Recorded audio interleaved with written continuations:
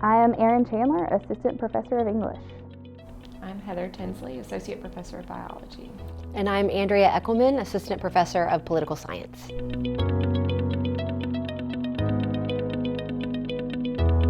So we worked on a collaborative project together where we brought our general education students together to work on a joint project where they applied the material they were learning in their individual courses to an issue that's going on in North Birmingham. So I had an English class that was a composition class, so they were the experts in research and in writing. And then Dr. Eckleman had state and local politics, and so they were experts in sort of the inner workings of state government and local government and the actors involved in the policy process.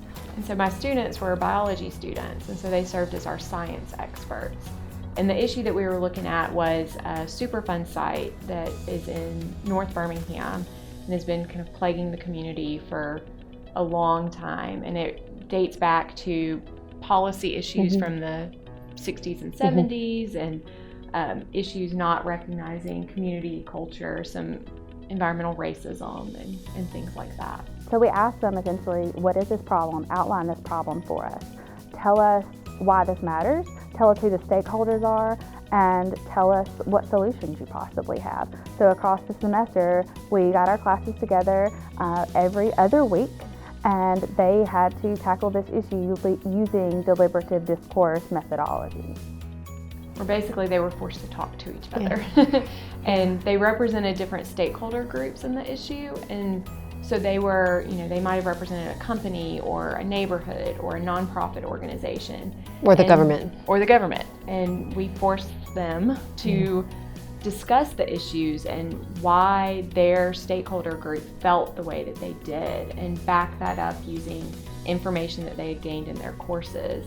And then try to come together and find a solution that everyone could agree on. It's a consensus-driven model, and so while in some areas of the university you have debates going on, what we were trying to say is, well, let's not talk at each other, let's talk with each other and try to come to some consensus. We wanted to model how this actually happens, right? So no problem is solved within a vacuum. You've got to have multiple stakeholders involved, regardless of where you stand on the issue and how far apart you are. So trying to get them to actually model that, I think, was a valuable experience. So I knew that I belonged at Montevallo when I first met my colleagues that I would be working with and the students that I would be teaching in my teaching demo. I loved the atmosphere and I loved the small class size and sort of the fact that we're encouraged to establish mentor-mentee relationships, really do things like this, like our course. You have so much freedom and flexibility to try to teach students in the way that you think is the best, and I thought that was really, really great and freeing. Yeah, I'm not really sure I can say in words very well how I knew. It's just when I came and interviewed and came onto campus, I just felt like I fit. It was just, I enjoyed interacting with the students, and in the science department we have kind of a communal space with cookies and coffee, and so students, faculty, everyone kind of gathers, and it's just a very informal but intellectually rich atmosphere. So my relationship with Montevallo actually started long before I ever even knew that I was going to be an academic, because my mom graduated from here. And so my first interaction with a library was actually in Carmichael Library and the microfilm machine.